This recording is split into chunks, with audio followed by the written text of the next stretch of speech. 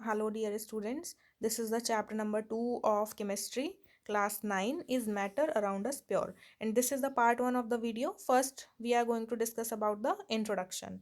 So, introduction of matter. I gave the introduction or I taught you about what is matter in the previous chapter also. So, again, let us revise first. So, anything which occupies space and has mass is called matter. और matter को दो parts में divide करते हैं. First is pure substances, second one is mixtures. तो what is pure substances? बिना confusion के बहुत ध्यान से समझना, आगे तक कोई कन्फ्यूजन नहीं होगा फिर. तो प्योर सब्सटेंसेस जैसा कि नाम से पता चल रहा है, इट इज़ प्योर. मतलब it consist of single types of particles. Different different types के पार्टिकल्स नहीं हैं उस सब्जेक्ट्स में, सेम पार्टिकल्स जो कि सेम दिखते हैं, सेम साइज के होते हैं, सेम प्रॉपर्टीज रखते हैं. जब उनसे मिलके कोई सब्सटेंस बनता है तो उनको बोलते हैं प्योर सब्सटेंसेस. अब व्हाट इज मिक्सचर? जैसे नाम से ही पता चल रहा है, मिक्सचर हो गया. यानी उसके अंदर जो किसी सब्सटेंस जो मिक्सचर है उसके अंदर जो पार्टिकल्स होंगे वो एक जैसे नहीं होंगे, अलग अलग होंगे. दो या तीन तरह के डिफरेंट पार्टिकल्स हो सकते हैं. तो जब वो मिक्स्ड होंगे तो उनको बोलते हैं मिक्सचर्स. और जब वो मिक्स्ड नहीं होंगे, सेम टाइप के पार्टिकल्स होते हैं किसी सब्सटेंस में, तो that is pure substances. First, we are going to discuss about mixture. Mixture consist of more than one kind of pure substances. यानी प्योर सब्सटेंस तो अपने आप में प्योर है. जब हम दो या तीन अलग अलग प्योर सब्सटेंसेज मिला देंगे तब वो प्योर तो नहीं रह गया, वो क्या बन गया? मिक्सचर बन गया. मिक्सचर होते कितने टाइप के हैं? Mixtures are of two types. First homogeneous mixture, second heterogeneous. नाम से ही बहुत कुछ समझ आ रहा है. So what is homogeneous mixture? A mixture is said to be homogeneous if all the components of the mixture are uniformly mixed and there are no boundaries of separation between them. Simple mixture, homogeneous mixture तब होगा जब हम कोई दो चीज़ों को या दो से ज़्यादा चीज़ों को आपस में मिक्स कर दें और उसके बाद हम उनको सेपरेट नहीं कर पाएँ. यानी हमें पता ही नहीं चले कि वो मिक्स हो गया है. जैसे बहुत सिंपल एग्जांपल है शुगर इन वाटर. यानी आप जब पानी में शुगर मिला देते हो, थोड़ी देर बाद उसमें शुगर मिल जाती है, तो वो that is a homogeneous mixture.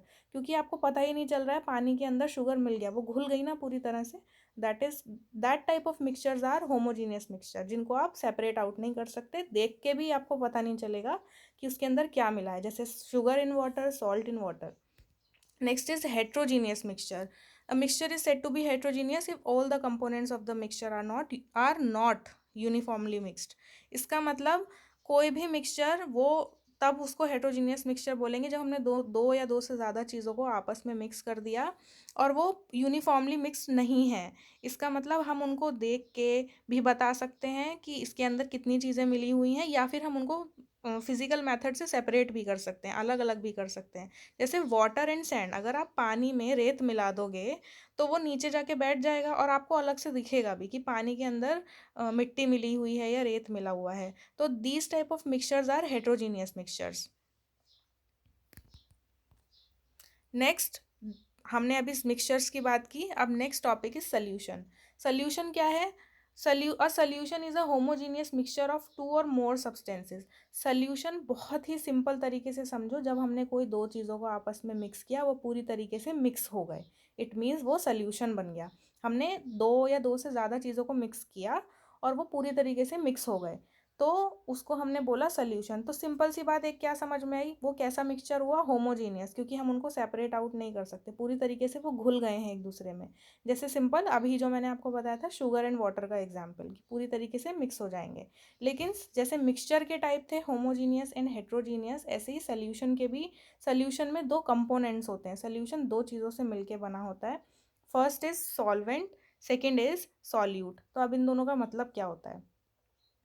Solvent बहुत सिंपल तरीके से समझना, वर्ड्स में कंफ्यूज होने की ज़रूरत नहीं है. सॉल्वेंट होता है जो बड़ा पार्ट होता है. जैसे शुगर एंड वाटर के ही एग्जाम्पल से समझाऊंगी. शुगर एंड वाटर में बड़ा पार्ट क्या है? वाटर हमने ज़्यादा क्वांटिटी में लिया है ना, तो जिस चीज़ में कम चीज़ को घोला जाता है, जिस बड़ी चीज़ में घोला जाता है, उस एक्सेस अमाउंट वाली चीज़ को हम बोलते हैं सॉल्वेंट. यानी वाटर क्या है यहाँ पर? सॉल्वेंट है. और सॉल्यूट क्या होता है? The component of the solution that is dissolve in the solvent. यानी जिसको हमने सॉल्वेंट में घोल दिया उसको बोलते हैं सॉल्यूट. यानी यहाँ हमने किसको घोला सॉल्वेंट के अंदर? सॉल्वेंट तो हमारा वाटर हो गया क्योंकि वो ज़्यादा अमाउंट में है. हमने घोला किसको? शुगर को घोला ना, तो शुगर क्या हुआ? सॉल्यूट. यानी सिंपल, अगर अगर आपको समझना है सॉल्वेंट और सॉल्यूट का क्या मतलब होता है, तो जो जो भी चीज़, जो भी सब्सटेंस ज़्यादा अमाउंट में है दैट इज सॉल्वेंट, और जो भी सब्सटेंस कम अमाउंट में है that is solute. Next is properties of solution. तो मैंने आपको अभी बताया, सिंपल सी बात है, सब कुछ, क्योंकि दो या दो से ज़्यादा चीज़ें अगर हमने किसी सोल्यूशन में मिलाई हैं, किसी सॉल्वेंट में मिलाई हैं, तो जो सोल्यूशन बना वो कैसा बना, होमोजीनियस, क्योंकि हम उनको सेपरेट आउट नहीं कर सकते।